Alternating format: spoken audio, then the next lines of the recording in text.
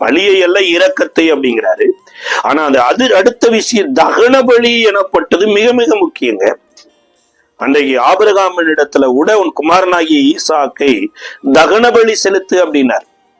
அதன் அடிப்படையில தான் ஆபிரகாம் ஈசாக்க கூட்டிட்டு போனார். ஆனா அங்க போய் தகன பலி செலுத்தல.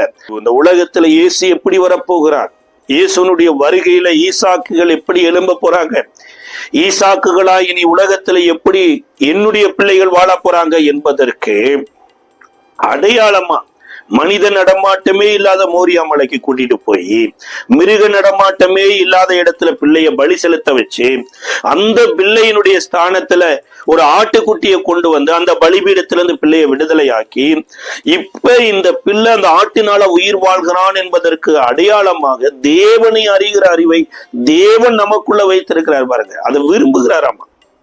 இன்னைக்கு தேவனை அறிகிற அறிவு வராம எந்த கோடி கோடியா செலவு பண்ணி கோயில்களை கட்டினாலோ அல்லது கோடி கோடியா செலவு பண்ணி நாடு விட்டு நாடு போனாலோ அது தேவன் விரும்பல. ஒருவேளை நான் விரும்பி இருக்கலாம். ஒரு மனிதன் கர்த்தரை அறிகிற அறிவுல நிறைந்திருக்கிறான்னா அங்கு இரண்டு முக்கியமான காரியம் இருக்குமாமா. ஒன்று, கேடு செய்வாரும் இல்லை, இன்னொன்னு தீங்கு செய்வாரும் இல்லை.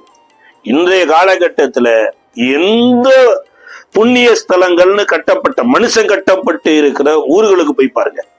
ஒருவேளை திருவண்ணாமலைக்கு போங்க, அல்லது பழனிக்கு போங்க, திருப்பதிக்கு போங்க, இல்ல வெளிநாடுகள்ல இருக்கிற எந்த பக்தி உள்ள ஸ்தலங்களுக்கு போங்க, கயாவுக்கு போங்க, அல்லது வாரணாசி போங்க. எங்க போனாலும் அந்த பஸ் ஸ்டாண்டுல ஒரு மைக்கை கட்டி காவல்துறையினால ஒரு எச்சரிப்பு கொடுக்கப்படுது.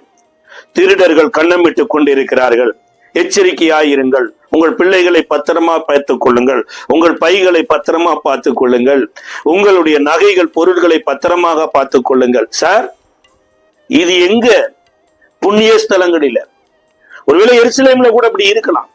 இந்த உலகத்துல மனிதன் கட்டி இருக்கிற எல்லா இடத்திலும் பாருங்க திருடர்கள் கண்ணமிட்டு கொண்டு இருக்கிறாங்க. இயேசுவே பேசுறாருங்க, பூமியில உங்கள் பொக்கிஷங்களை சேர்த்து வைக்காதீங்க, இங்க திருடர்கள் கண்ணமிட்டு. இது எங்க பேசுறாரு? எருசலேம்ல பேசுறாரு. அப்ப ஏது ஒரு மனிதனை திருட்டிலிருந்து விடுதலையாக்குது அல்லது திருடர்கள் இருந்து விடுதலையாக்குது அப்படின்னா தேவனை அறிகிற அறிவு. ஒரு மனுஷனுக்குள்ள தன்னை உண்டாக்கிய தேவனை அறிகிற அறிவு வரும்போது அவன் இன்னொரு மனுஷனுக்கு கேடு விளைவிக்கணும்னு நினைக்க மாட்டான், இன்னொரு மனுஷனுக்கு தீங்கு விளைவிக்கணும்னு நினைக்க மாட்டான். ஒவ்வொரு மனிதனும் தேவனை அறிகிற அறிவினால ஒரு நாள் நிச்சயம் நிறைவேறும் என்றுதான் கர்த்தர் சொல்றார். தேவனை அறிகிற அறிவு தான் இன்றைக்கு உங்களுக்கு எனக்கும் தேவைங்க. இதுதான் பாருங்க சபையில மேலோங்கி நிக்குது. ஏதோ மதம் விட்டு மதம் மாத்துறதற்காக இயேசு வரல, சாமி விட்டு சாமியை மாத்துறதுக்காக வரல. சிருஷ்டிக்கப்பட்ட போது மனுஷன் எப்படி இருந்தான்? தன் மனைவியை கூட குற்றப்படுத்தினது கிடையாது. என் மாம்சத்தின் மாம்சமும் என் எலும்பின் எலும்பும் என்று அப்படியே ஏற்றுக்கொண்டான். தேவனிடத்துல எந்த என்கொரியும் கிடையாது. கொண்டு ஏதேன் தோட்டத்துல விட்ட போது அப்படியே அவன் தேவனுடைய சித்தத்தை செய்தான். இந்த சிருஷ்டித்த போது மனுஷனுக்குள்ள இருந்த அந்த சாயலை கொண்டு வருவதற்காகத்தான் தேவன் சபையை ஏற்படுத்தினார். அந்த சபையில தாங்க தேவனை அறிகிற ஒரு அறிவை கண்டடைய முடியும்.